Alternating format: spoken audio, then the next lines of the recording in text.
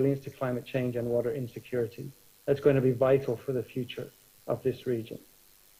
And hence it has to be a priority for policy and action across the region, including in building on the IGAD water resources policy and the architecture of water policy that exists at national level across the region, building upon that. So therefore, as we go forward, getting policies, institutions, and investment for groundwater right should be understood really as a defining challenge for IGAD today.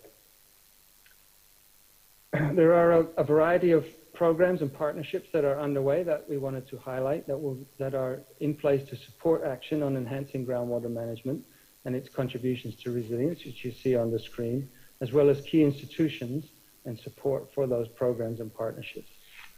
And then as a final point, as we look forward to what kinds of investments are needed, we need to look at groundwater development for water supply to fragile communities, fragile rural communities. We need to look at infrastructure for protection of supplies from springs and wells for urban and rural settlements.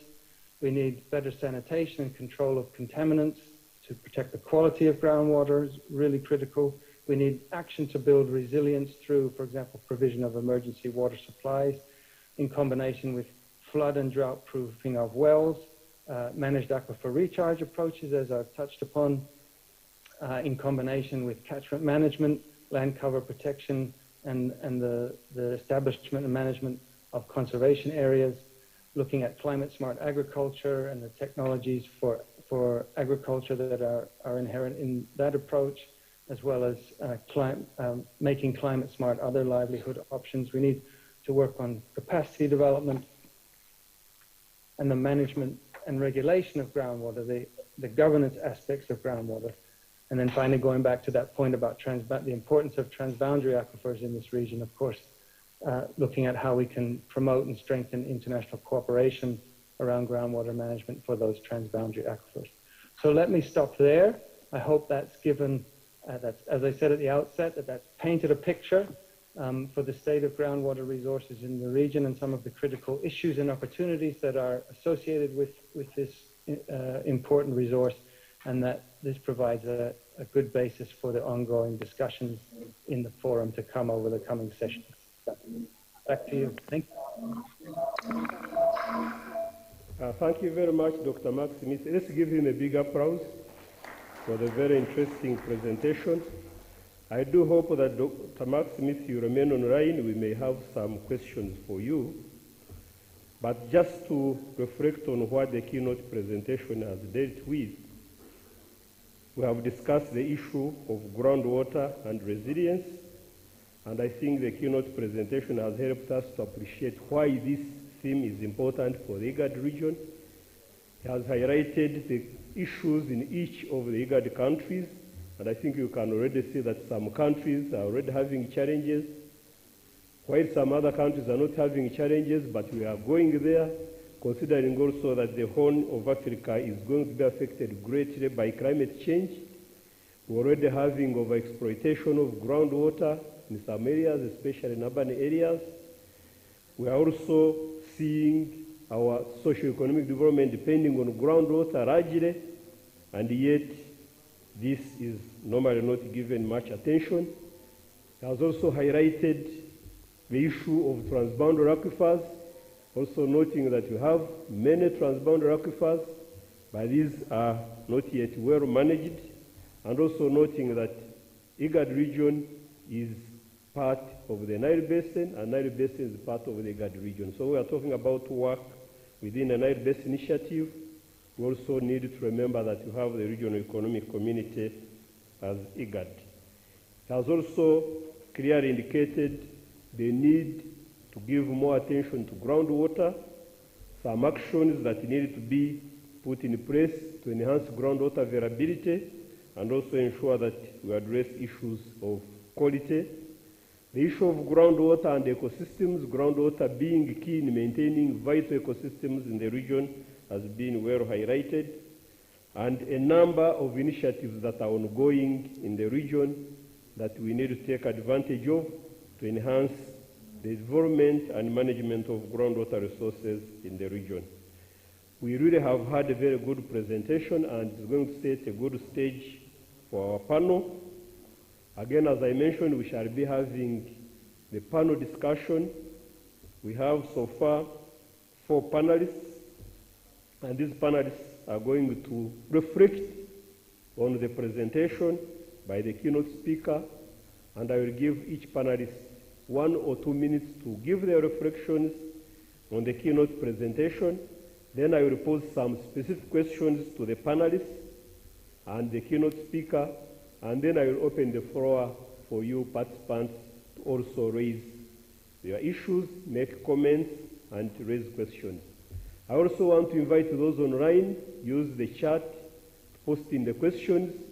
We have a team that is ready to capture the issues and the questions, and we shall raise them during this discussion. Unfortunately, we only have 1 panelist who is present physically, Dr. Zebede Lakewi. I will invite you to take the floor.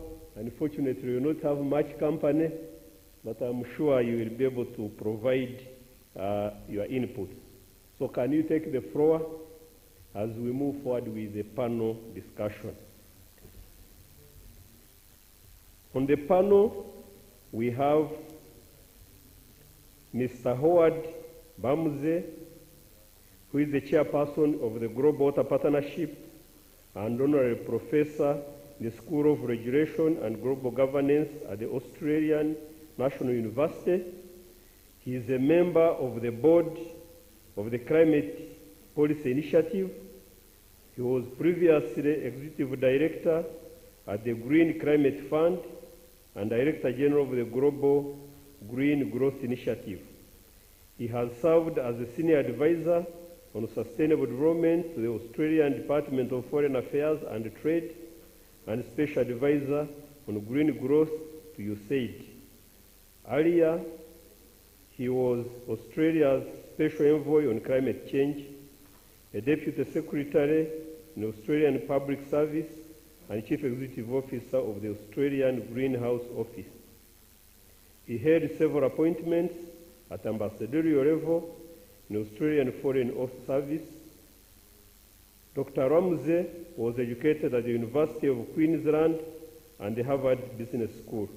Let me take this opportunity to invite Dr. Howard Bamuze to reflect on this keynote presentation and the overall theme of this dialogue.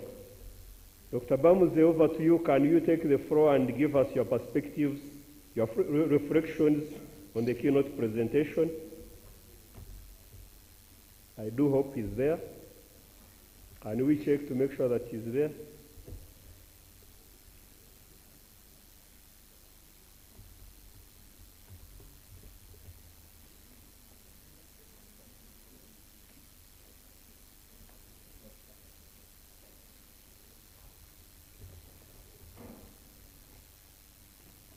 Can you check and see whether he's online? So let's invite him if he's online.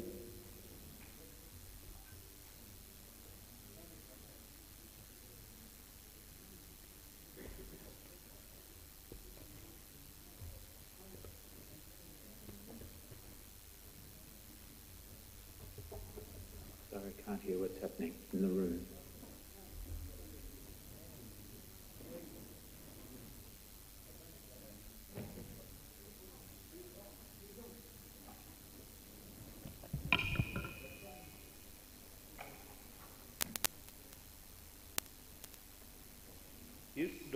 If Dr. Howard Bamuze is online, can I invite him to give his reflections on the keynote presentation and the overall theme of this dialogue forum?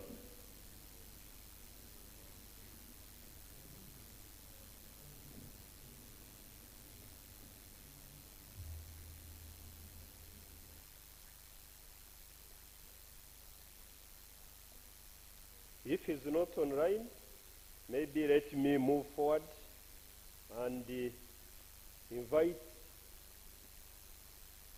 Ms. Astrid Hiras from the Global Environment Facility Astrid has a recorded statement.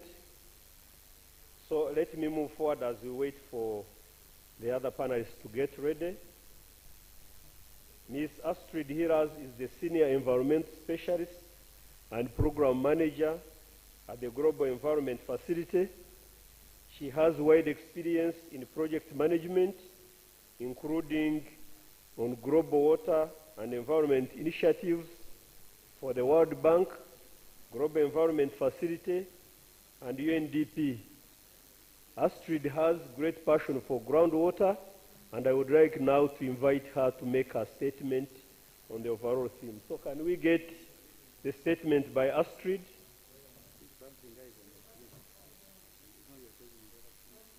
Oh, okay, sorry about that. So if Dr. Bamuze is online, let me invite him to take the floor, give your reflections on the overall theme. Over to you. Thank you. Thank you very much, Chair.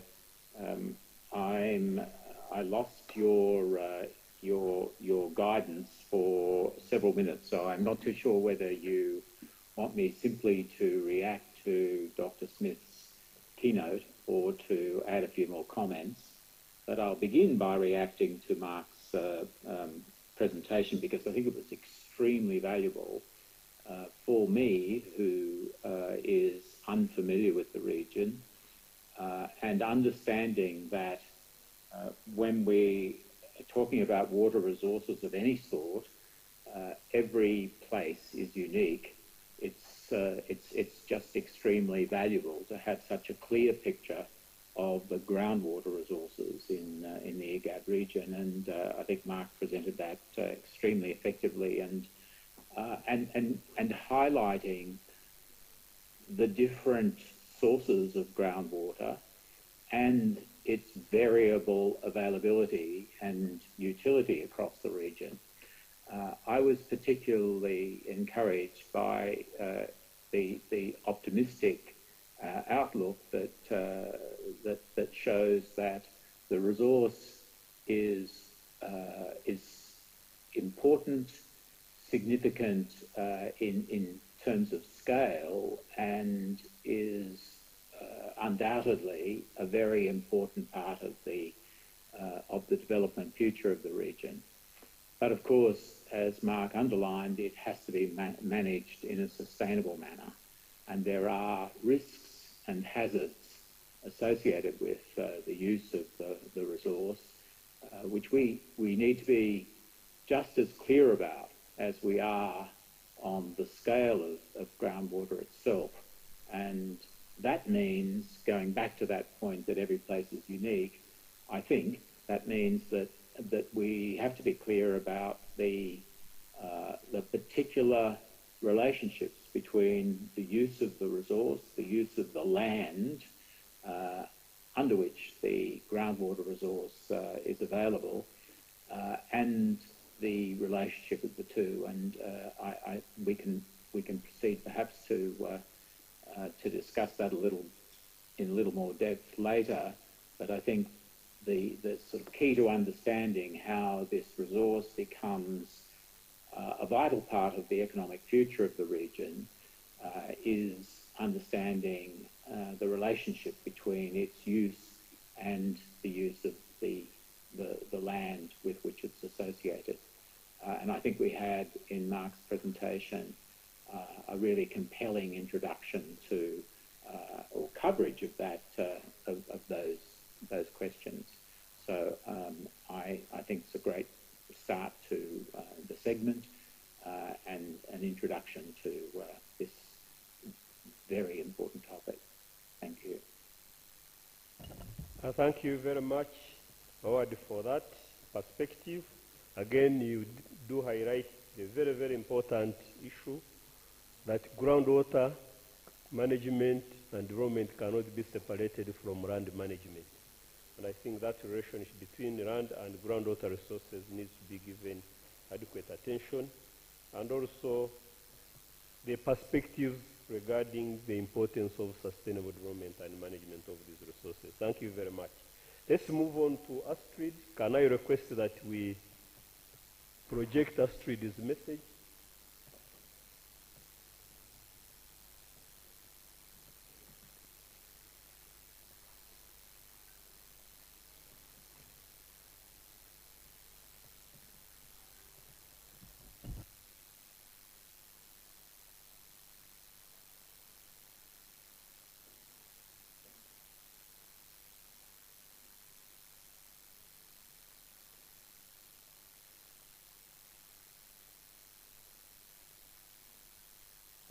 Are we ready with that message?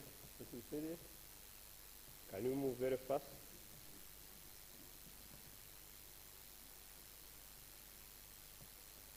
As we wait for that message, I want to request you to be ready with your questions. I will allow a few minutes for questions from the audience and be ready with them. But you can also post them in the chat. And I want to request our rapporteur to be ready with a question that may come up so that we can put them to the keynote speaker and the panelists.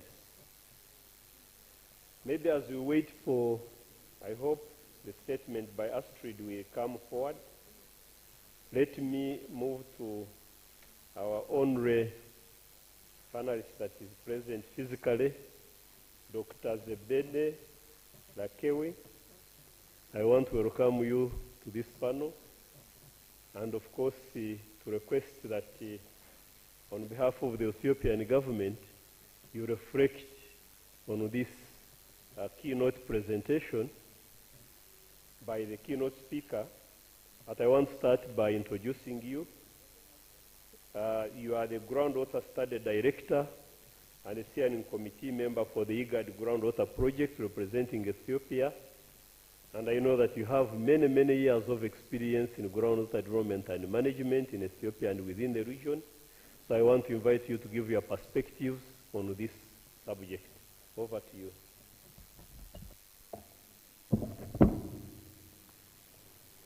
Thank you, Dr. Kalis. This is really a great pleasure for me to participate in this special event and to reflect the perspectives from the Ethiopian side in terms of groundwater resource management. Actually, as a director, I would like to start with the resource identification itself. The main challenge is to know the resource.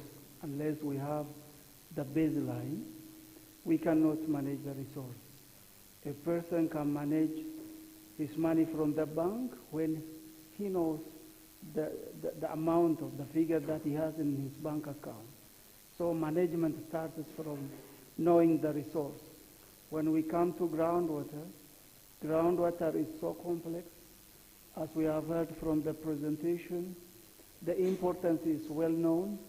The challenges associated with management is well known. The difficulties in managing are well known. But resource identification is the toughest part. What are the figures? How much groundwater do we have? Do we know? It's a bit challenging. When we come to Ethiopia, the hydrogeology part is so complex. We started drilling in Addis Ababa for about less than 300 meters, which we could get 20 to 40 liters per second. But when you continue, when our knowledge grows, we started drilling up to 500 meters, and we could get more than 100 liters per second from a single well.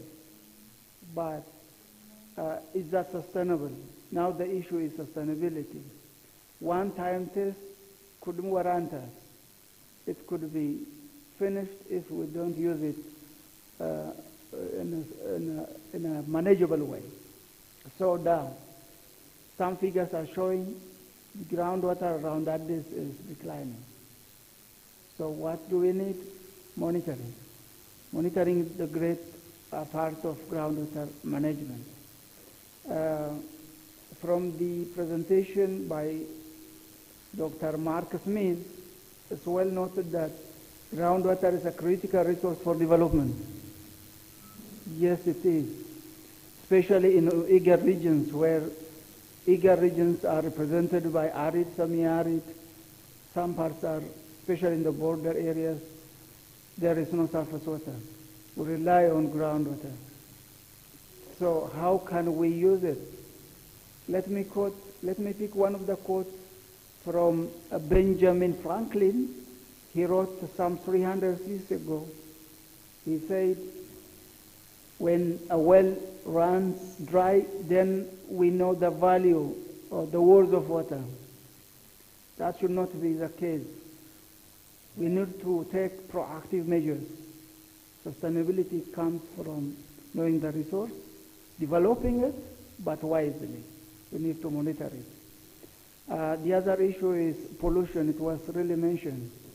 Pollution in towns, cities. We can draw water from groundwater, but discharges from municipality will pollute it. So we need to take care of all the movements. I think I'm taking my time. From Ethiopian perspective, let's use the opportunity of our friendship. Let's work together in a good collaborative and cooperative spirit.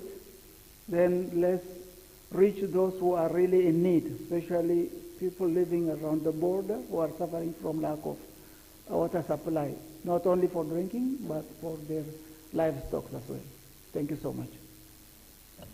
Thank you very much, Dr. Zebene, for those very good perspectives. I think you do highlight the importance of knowing the resource.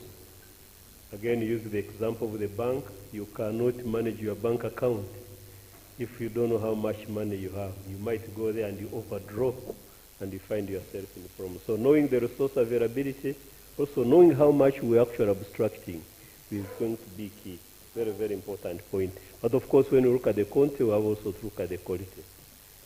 So resource identification in a complex hydrogeological environment, in environments where finding water is a challenge, I think, as the keynote presenter highlighted, is a big issue to address. I think the point you have highlighted on when the well gets dry, then we know the importance of groundwater. Maybe we need to ask ourselves, do we want to wait for the wells to get dry so that people can know the importance of groundwater? I think we need to ensure that people have water. Let's not wait for the wells to dry up. That's the issue of sustainability. I think the other important issue I've highlighted from the keynote presentation is the challenges of groundwater in urban areas, in Addis, in Nairobi, in Kampala, many of our cities.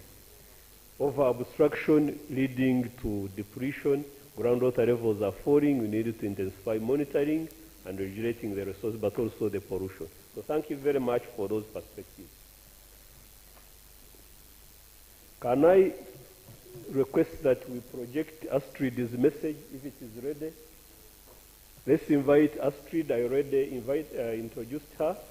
She works with the Global Environment Facility as a senior environment specialist and has great passion for groundwater and has been a very key supporter of groundwater management and environment within our region. So let's get Astrid's statement before we move forward with questions.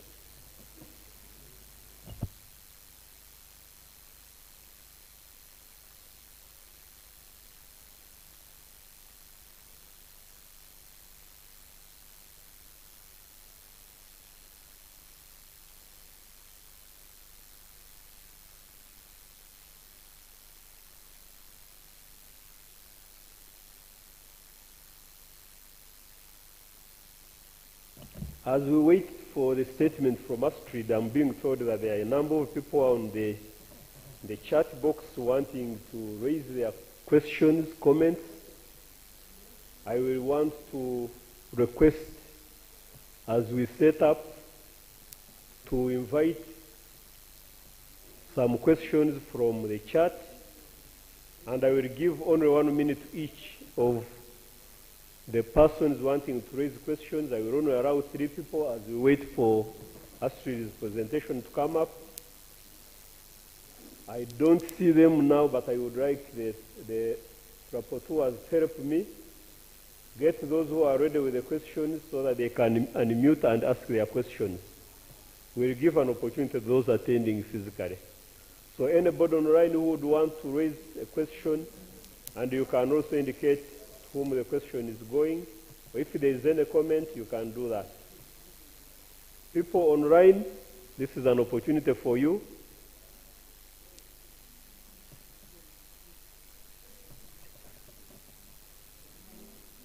Nobody online? They are not ready to speak?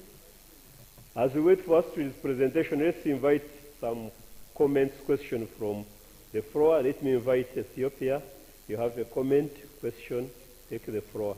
And if you can be quite fast, we'll appreciate. Thank you, Mr. Chair. I hope everybody is hearing me. My comment is, as our panelists told us or expressed, our region is highly exposed to climate change. So the climate change effects are resulted with or in severe drought and recurrent drought and floods. At this moment in time, our peoples are suffering from a severe drought in Ethiopia, in our neighbor Kenya and Somalia. So we have to take this opportunity to express our sympathies to those who are suffering from such type of drought. So in order to minimize and better manage the risks, we have to use our all resources, be it the surface water or groundwater resources. In order to use these available resources, we have to know the volumes and resources what we have appropriately. So once we know the volumes or the resources we have, we can simply suggest appropriate policies or approach toward the management of those risks. Regarding denied water, which Mr. Smith has remarked, yeah, I recognize that the Nile is ours. But we don't have to unit by space. We know 100% of the Nile water is originating from the IGAD water. So we have to take care of the resources. And in this regard, I am wondering to know the views of our regions regarding in promoting the equitable and reasonable utilization of our resources, because 100% of the Nile water is originating and from our member countries. So what is our views regarding in promoting the equitable and reasonable utilization without causing significant harms to those outside of the IGAD region? The second one, which I would like to ask, is that as IGAD is a regional organization, what is its role in protecting external actors who are involving or who are interfering in the internal affairs of IGAD member countries? So thank you so much. I would like to know this one.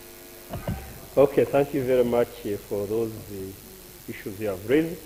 Indeed, the issue of those suffering from floods, droughts is a big concern, and we need to manage these disasters. And of course, also ensuring that when we are looking at the resource availability, we look at surface water and groundwater. While this forum is on groundwater, we cannot completely dissociate groundwater from surface water when we are managing this resource and when we are using them.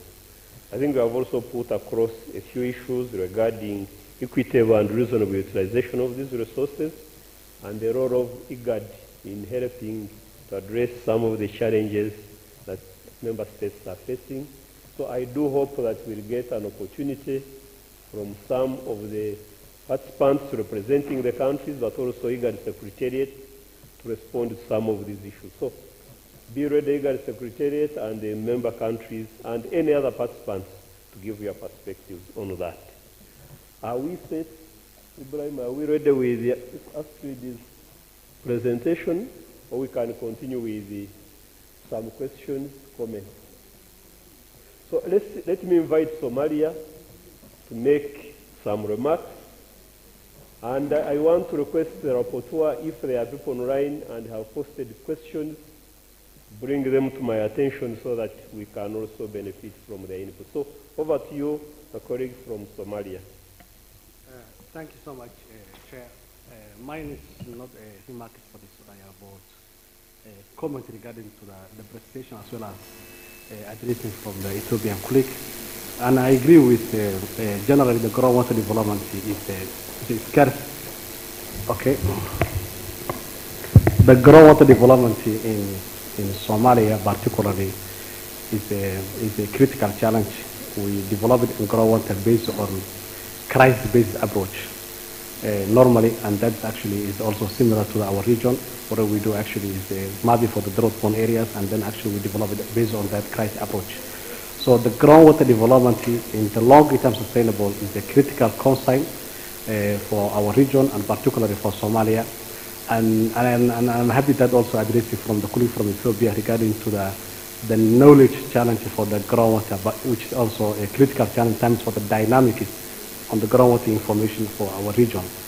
And I can also share with you in advance in Somalia in the next couple of years, we will focus on the more large scale survey on the hydrogeological information for the country in terms for all the knowledge challenge existing for the country in Somalia, where we will do actually based on the large scale survey for our country. And that also a surface we could share in the upstream country, particularly in Ethiopia and Kenya, as the upstream benefit in terms of the geological formulation, which continues to the scale of other countries. So that actually also is a benefit of the knowledge sharing in as a transported nature from the groundwater information. And that also is our plan as a friendly, sharing resource information. And similarly also other member countries, when they do also the large scale hydrogeological information, also to share, in the nature of the geological following.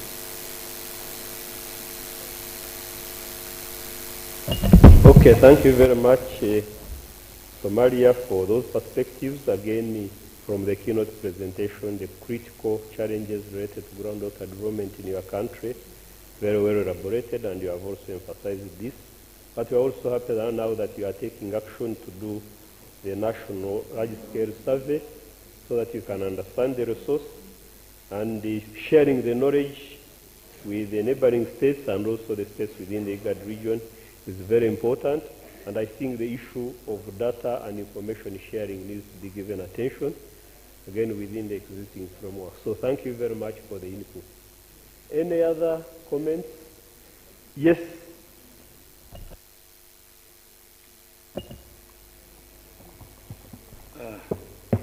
Merci, Monsieur le Président. Bonjour tout le monde. Sachant que les pluies et l'eau de surface réalimentent les ressources en eau souterraine. Dans le cadre du programme Inland Water, il y avait un protocole d'accord qui a été signé par les pays membres de l'IGAD concernant l'utilisation équitable et la gestion des ressources en eau transfrontalière.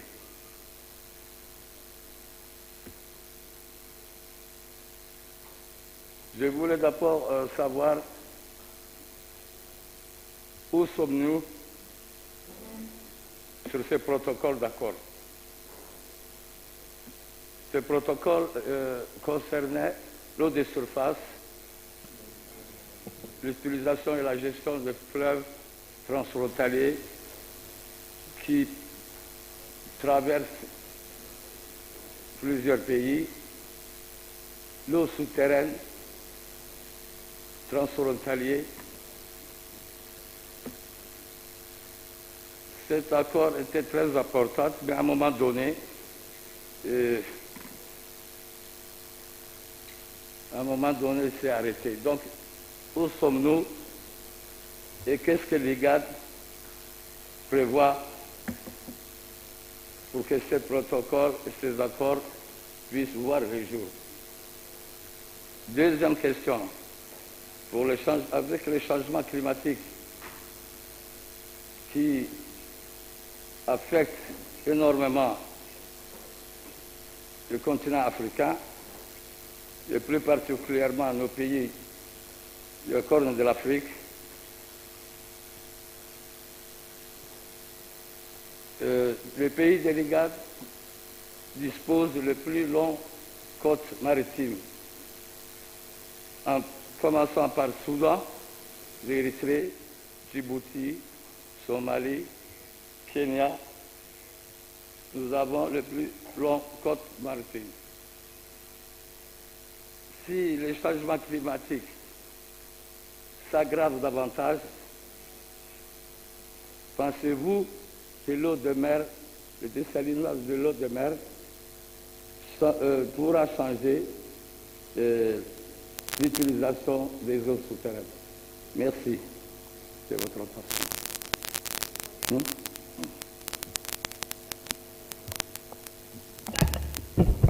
Thank you very much, Djibouti. We have additional perspectives from Djibouti, and then we summarize them at once. Go ahead.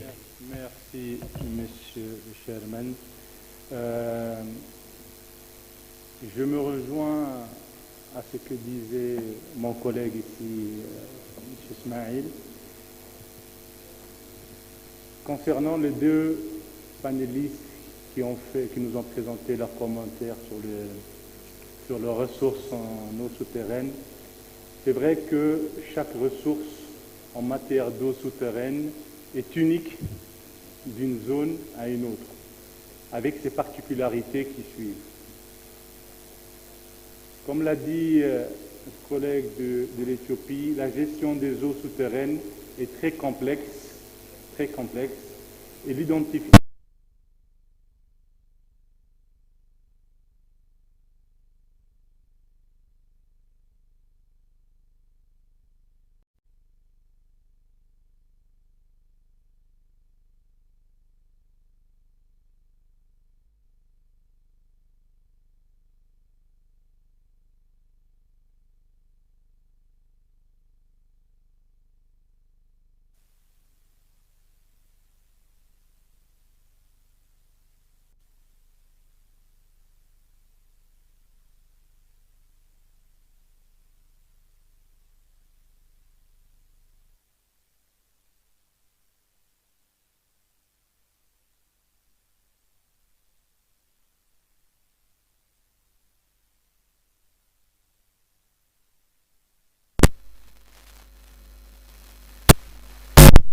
aussi,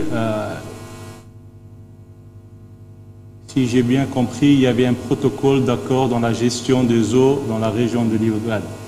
Je pense que ce serait bien de le renforcer ou de faire une mise au point de ce protocole afin d'optimiser ces eaux souterraines pour un rendement efficace et efficient. Merci. Thank you very much, Djibouti, for your perspectives. Again, the issue of quantifying this resource and also ensuring that these shared resources are developed and managed in a collaborative manner is key, and you have highlighted it. And I think the role of IGAD, and that's why I think we are here, we need to ensure that we are brought together to work together, to collaborate, share experiences, and manage and develop these resources collaboratively. And we cannot do that without having an institution that brings us together, which is the IGAD Secretariat. The issue of sustainable utilization of this resource is key. It's management, but also bearing in mind that these resources have their peculiarities. In each country, we'll be having peculiarities. For example, in Djibouti, we'll be talking about seawater intrusion and also managing abstraction to ensure that the resource is well protected. So thank you very much for those perspectives. I understand we have some people online. I want to invite Professor Seth Kebede. He's online.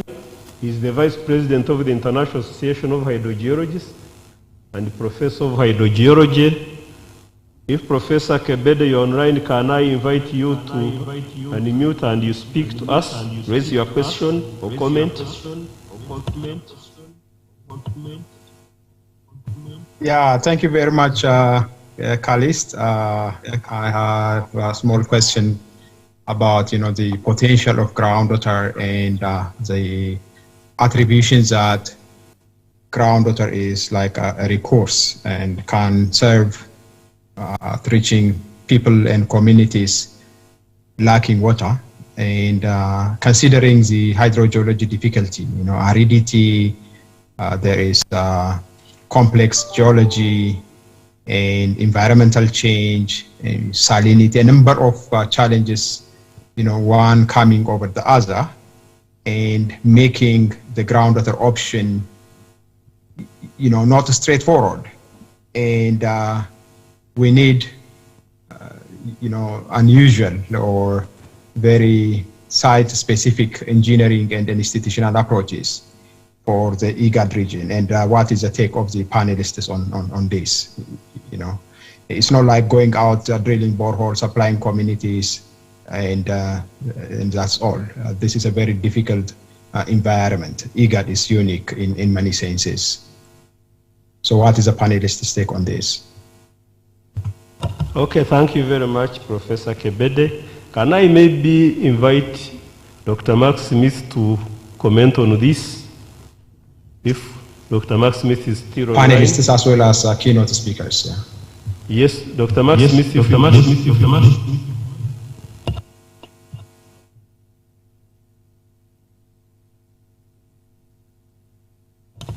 Do we have Dr. Mark Smith online?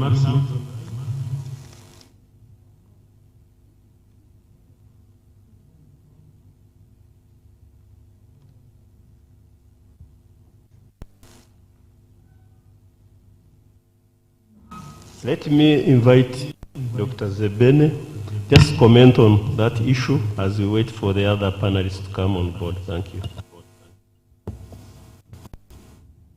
Thank you.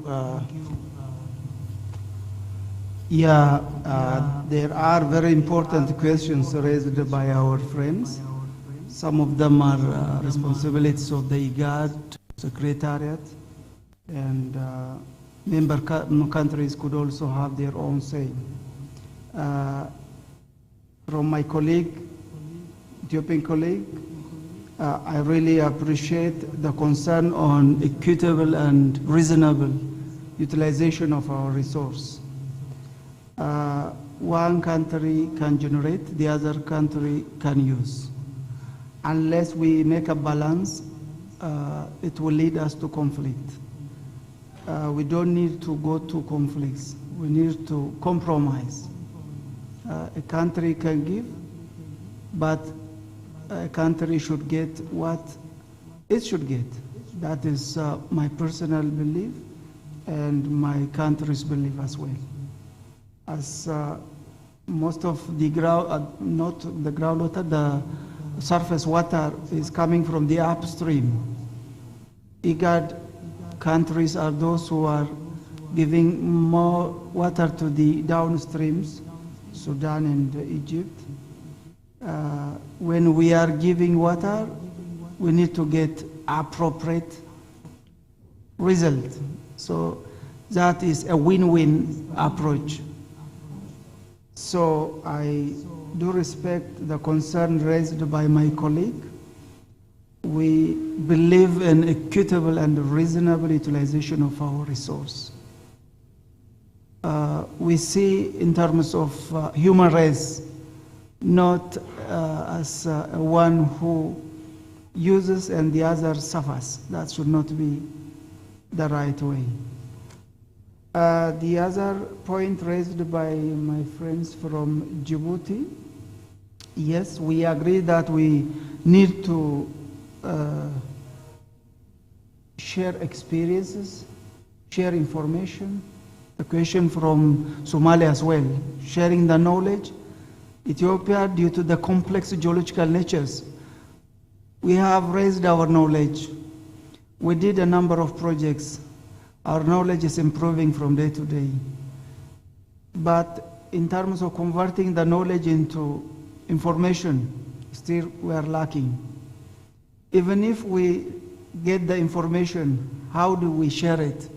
We need to set a data sharing, information sharing protocol. So let's work on that. As Dr. Sefu was mentioning, potential identification is the first one. Let's support each other to know the information, to understand the groundwater dynamics. In hydrogeologically complex settings, it's difficult to know the resource. There are so many barriers. It needs huge investment. Thanks to World Bank and IGAD, currently we are working on projects for resource identification as well as resource utilization.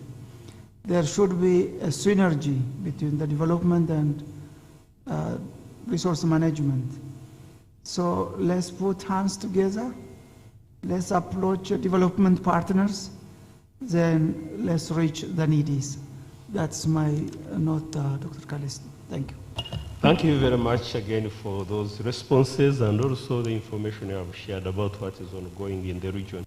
Let me invite Howard to come forward and give his take on this issue, but also if Howard you could highlight the role you think Global Water Partnership is currently playing in moving the groundwater agenda forward globally, and what can be done within the IGAD region. Over to you, Howard.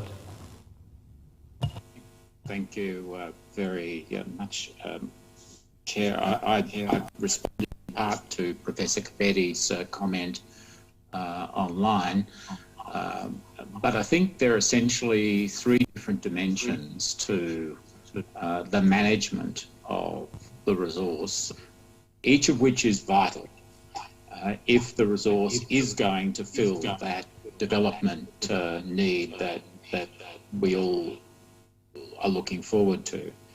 First is the technical dimension, and Professor Capetti has identified that in its regional characteristics and aspects. And that's a complex enough task to understand that. And I think Mark Smith's description underlines how complex it is and how important. So getting a handle on that, acquiring the data and the knowledge is really important. There are some global processes that I think might assist. There is, for example, under the auspices of the World Meteorological Organization, a group that's called the Water and Climate Coalition that is focused on improving data and knowledge for decision making. I think in the context of the increasing impacts of climate change, that's vital. There are many technical tools that are available and global organisations that can assist. At least as important as the technical side is the governance of water. In other words, how decisions are made about the resource, groundwater and surface water. And there are, I won't go into the details, but this is GWP's focus. This is where I think we have a leading role in the region, or potentially in the region as elsewhere. It was GWP that introduced and spread the focus on the concept of integrated water resource management, and our view is that the management of groundwater absolutely requires integration in its management with the uses and the users of the water, so that everybody involved, everybody who has a stake in the outcome of decisions about the use of the resource has a role in the decision making, even if indirect. That's a really critical issue of integration. And finally, and many speakers tonight, I'm sorry, it's tonight where I am, today where you are, have focused on the transboundary aspects of the management of the resource. This is clearly a really important issue in the IGAD region. And again, GWP has long had a focus on transboundary water management, the resources both of groundwater and surface water. Our view, in a word, is that we can at least attempt And there are systematic ways of encouraging those attempts. We can attempt to manage transboundary water resources in a way which not only leads to better governance of the resources, but also can have flow-on impacts, positive impacts in the relationships between the different countries, in this case, involved. I think we can help in all those respects. I think we are helping to the best of our ability in those ways, and we look forward to contributing to the effort to make sure that this so vital resource to the region is used as a really important tool in development in the future. Thank you. Thank you very much, Howard, for that information. Maybe before I release you, I know you have been working previously with the Green Climate Fund. Can you give us an indication of how, for example, we can improve the development and management of groundwater within the region, taking advantage of the climate resources? Maybe what kind of advice can you give us? How can we take advantage of those global resources? This is a long story, Chairman, but I think it's actually the reason that that I'm in my current role, because I think that we have in the water community we have many different voices, and they're focused on different issues and different topics, and they're not sufficiently harmonious and coherent. And the result of that has been that there's less attention, I believe, to water now internationally than there was maybe 20 years ago. And another reason for that is that it's been crowded out by, the water issue has been crowded out by other issues, particularly by climate change, which is, of course, vital. And it's impossible these days to talk about climate without talking about water, and vice versa. And a point I often make is that we cannot fix the climate problem until we fix water. There is no solution to climate without a solution to water. And increasingly, but not yet sufficiently, I think the climate change community is understanding that. I think we saw at COP26 a really significant increment in the attention being given to water, not just in its obvious climate adaptation, climate resilience facilitative role.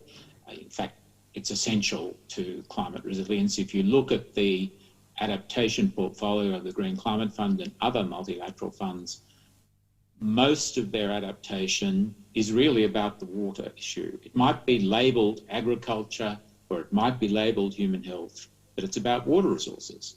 And most of that focus until now has been on surface water, but there is in the GCF portfolio even, a really burgeoning interest in groundwater and its development role. So I think it's a good moment. There has just been a new appointee, in fact, an Australian, to the water sector lead role in the GCF. That's an important step. I think, I can't speak for the GCF, of course, but I'm sure that they are now at least as prepared as before to help countries deal with this issue. And I don't think, in the context of your question, how we deal with the resource in the IGAD region, I don't think it's necessarily, at least not in the very immediate future, it's not a matter of big projects. There is within the Green Climate Fund the provision for every developing country every year to gain support of up to $1 million in building its capacity, essentially, to access the funding, the larger funding of GCF. If countries use this readiness capacity, it's called readiness in GCF parlance, if countries use that strategically, I believe it can be the vehicle which will help all of the members of the IGAD region and the authority to gain access to the much larger GCF resources. I can't describe that in full in the moment, and it's really for the GCF to do that. But GWP has played a role, very significant role in the last few years in bringing countries together with a focus on how to access GCF resources. And we are, in principle, in GWP, very happy to do that, to continue to assist countries and regions to get together, to come together with GCF participation, to better understand how to gain access to those very large resources of the GCF. So, as I said, it was a long story. I've taken too long even in trying to make it succinct, but in short, it is possible these days to find many more resources for water management in the context of climate change. The GCF is included and GWP can help. Thank you. Thank you very much, Howard, for that information. Certainly very, very important, because whatever we are talking about boils down to money. We can talk about quantifying the resource, we can talk about developing the resource, governing the resource, but if we don't have money, we cannot achieve it. So thank you very much for those reads, and we are happy that GWP can assist in this regard. We also want to call upon the other partners to come forward and support us moving forward. I don't know whether Mark Smith is still online. I wanted to give him 1 minute to make a final comment. Is he online? Is he able to speak to us before we close this session?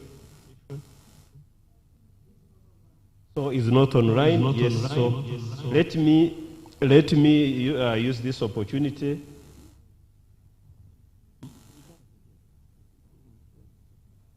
Yes, I'm told that the statement by Astrid Hearers is now ready. It would be fair to give it an opportunity. So, Secretariat, if you could give us the statement by Astrid Hearers before we cross.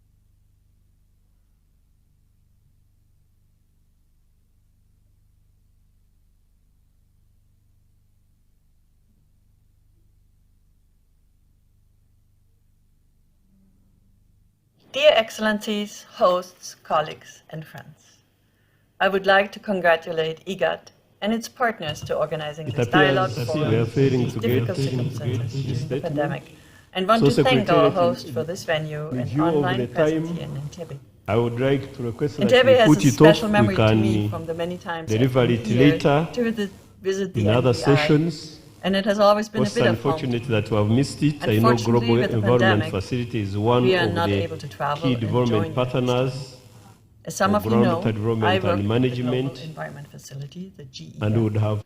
Besides the work on international waters, the focal area.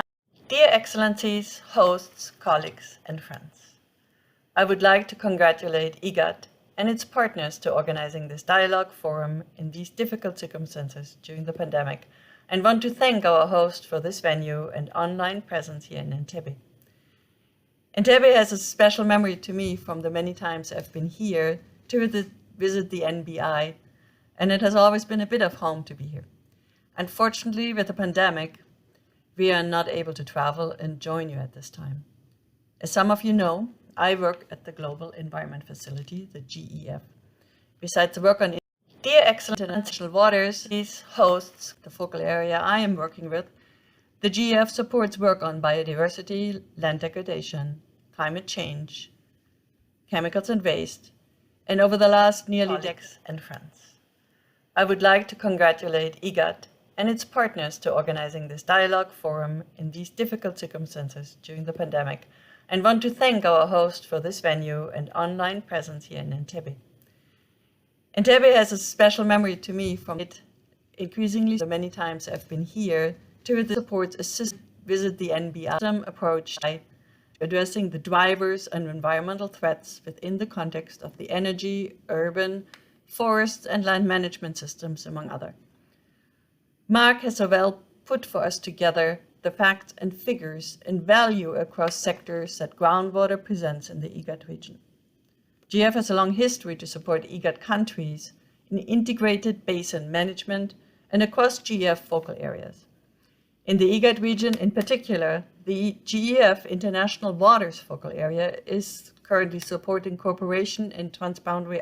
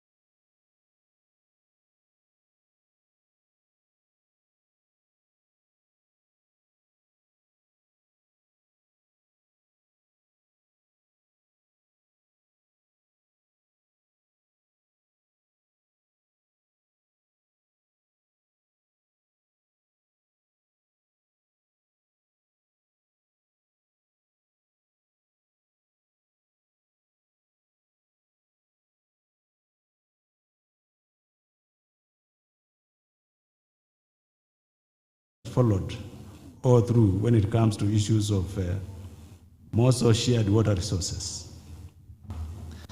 As regards the issue raised by Somalia, I think is very important and very good. It almost borders with the issue of Ethiopia, and it goes further in terms of talking about agreements. The only thing that I can easily agree with him very much is that if member states can agree to go a step higher in terms of ensuring the resources that they have, the water resources, are appropriately managed for the well-being of the citizens within the region. That you can easily do with agreements or frameworks Somalia is saying. And I think also that one is very well envisaged in the regional water policy that is in place and the draft regional water protocol, which I could easily say if the countries want to proceed, we have got all the avenues to proceed. Coming back to why I came to the platform is talking about the program. Participants, I can say that you have got a very rich program. You could easily see how we started with the presentations, keynote speakers, with issues which are really focused on groundwater. Personally, I'm passionate about groundwater because we suffer so much in the region, but we have got the resources which seem to have been neglected. Neglected in the sense that we are not investing in this same resource.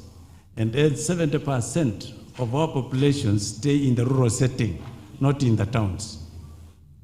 Currently, in some of the towns, as the one speaker said, is it in Addis, Mogadishu, Nairobi, the groundwater supply, the water supply is mainly groundwater, meaning that I think it's the high time now the countries also focus on this same resource.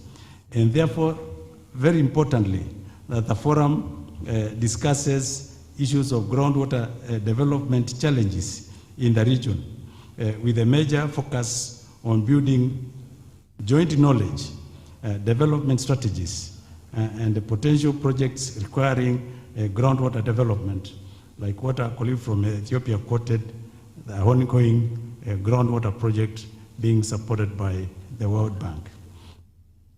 We want to, share experiences, exactly like what was said here, on groundwater knowledge existing in the region. We are aware from the project that we are doing, a number of countries are a little bit ahead of others. But I think when it comes to knowledge, it's better that we understand the subject better, all of us. And we can easily do like what Ethiopia was saying. I said the program is rich. If you look at the program is addressing a number of major concerns. And therefore, the major areas of focus on this forum, there are 6. One is groundwater for peace and stability. This is something that people always rush to surface water because they see it flowing. But the same groundwater can easily be used for peace and stability. And we have got examples in this region where a country gets water from a neighboring country and there are no issues. Groundwater for climate change and drought resilience. This is another area. You heard that climate change already affects the demand and the water supply, meaning that correctly it links to groundwater. Then capacity building in groundwater. This is very key because capacity within the member states is not even. There are some countries which are better capacitated, others are lower. So this is a key thing if we want to build our groundwater resources, and therefore groundwater also for socio-economic development. And finally, also we have looked at innovation in groundwater financing and technology. Where do we get the finances, for example? Yeah, almost like what Chair Kalisto was talking about, is it using climate funds? How can we use it? What are the technologies, in terms of groundwater exploration and then also development? Are we fast with all those things? And then look at it globally, financing water sector itself, groundwater included. Those are the issues that we are looking at in this program, and I think it's really rich. Because I can easily say, without any doubt of contradicting myself, this is the first time in this region that the region has got a forum, an event like this, focusing purely on groundwater. And therefore, the main outcome of this, first of all, is we think it will culminate in an initiation of joint knowledge gathering through what people are presenting here. This is very key. And also experience sharing among the member states. Also, we'll move towards proposals for joint transboundary projects, which are, of course, dependent on the knowledge. Exactly like what Ethiopia said. There is nowhere you can deal with a transboundary water resource without knowledge. You will not go far. So this is something that we think the member states can easily work together and ensure that groundwater resources which are shared or within the borderlands are exactly looked at. We also think it will be very good to involve a number of development partners, a number of stakeholders, and also focus on reporting by the media, which I hope they should also report appropriately on strategies that we want to address or we want to use on groundwater development and management. Those two words are used interchangeably, and I think they mean differently, and they are supportive to each other. And therefore, we also want to look at the potential of the region-wide, of groundwater development. Because whether we hide within the framework of the territories, when one country gets into a problem, we also get resources. Like what somebody said there, it is a resource that we can easily share. So those are the main things that we want to look at, and we think the program is rich for us to gain from each other and move the knowledge forward. And therefore, with this, we think the information that we'll get will be very useful for the future of this region. For that, I want to thank you very much for your attention. You have got copies of the program with you. Thank you indeed.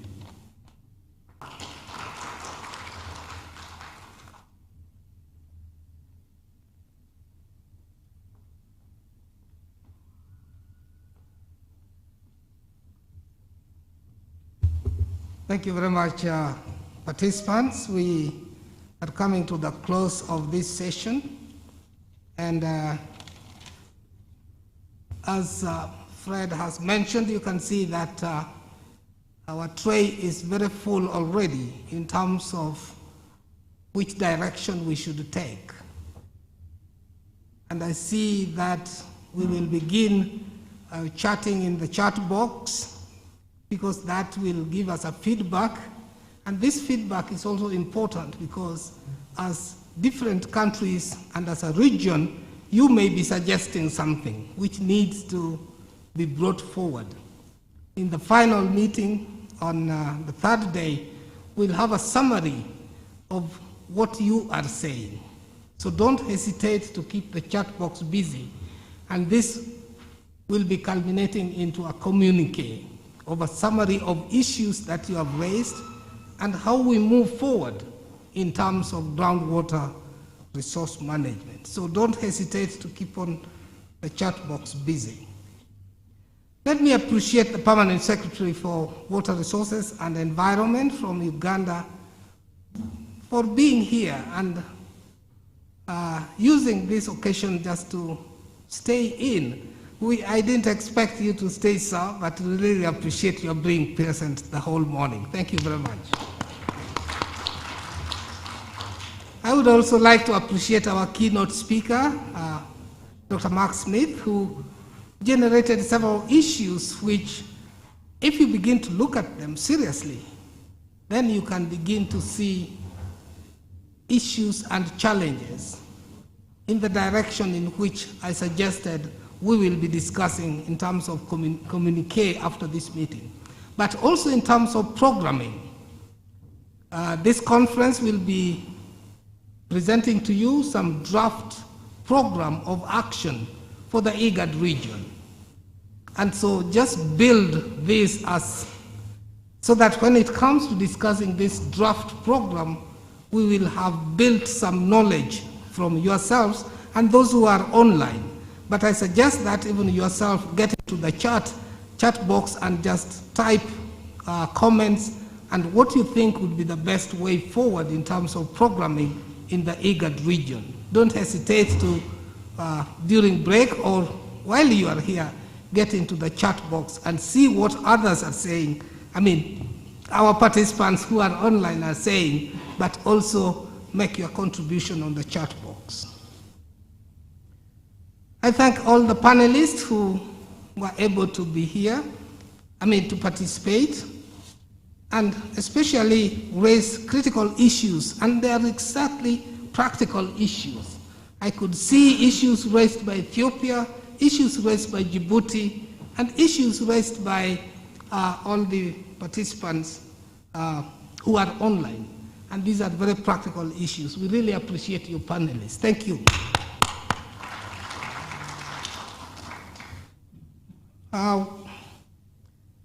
The afternoon session starts at 2 o'clock sharp. Oh, we'll modify it, 2:15. The next session starts at 2:15. It will be chaired by the Minister of Water, Sanitation and Irrigation from Kenya. And so let's be prompt and join the meeting at 2:15. I'm insisting on that because if the minister is online and we change the schedule, we may get into challenges which we had this morning. So let's try to be prompt and be here at 2:15. You have received some lunch tickets. If you haven't received one, please just walk to the management desk here and you will get a lunch ticket.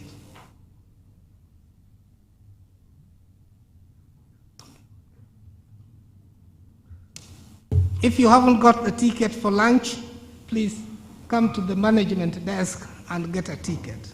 Lunch will be served at the restaurant on the ground floor.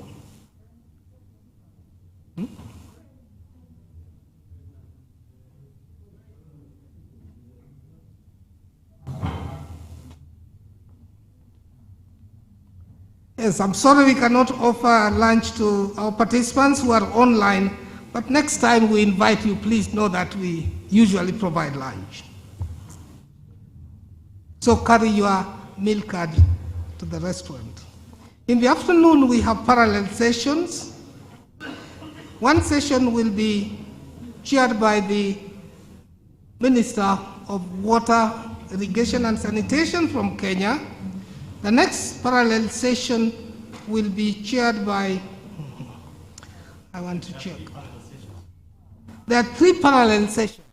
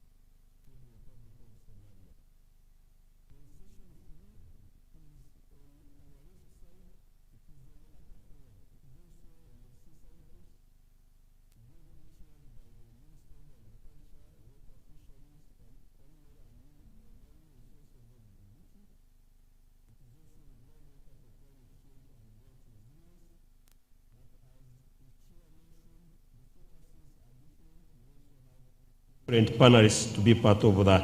But in case you have any challenge locating any of these rooms, we have a number of people here, the ladies that will be showing you around. Otherwise, thank you very much, and we need to move very fast for lunch. Thank you. Thank you very much, Calist. Let me also mention that the links for those rooms will be distributed on the doors, so you can inform our networks and those who are not here that those rooms have different links, not the link we have been using for this session. Thank you very much. Let's break for lunch.